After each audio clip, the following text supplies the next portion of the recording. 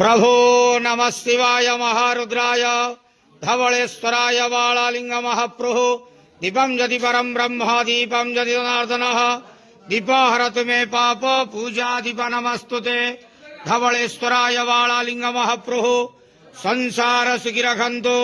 आज वैशाख मासर प्रथम शनिवार रे समस्त श्रद्धालु भक्त मानक आशीर्वाद करंतु, मनस्कामना पूर्ण करंतु, कर्म क्षेत्रोन्नति करंतु, ग्रह रिष्ट खंडन करंतु, जगतर मंगल करंतु, विश्वर कल्याण करंतु, आपणकर नाम विख्यात करंतु, सेवकर डाक श्रवण करंतु, समस्त व्यवसा भक्त मानकर मनस्कामना पूर्ण करंतु।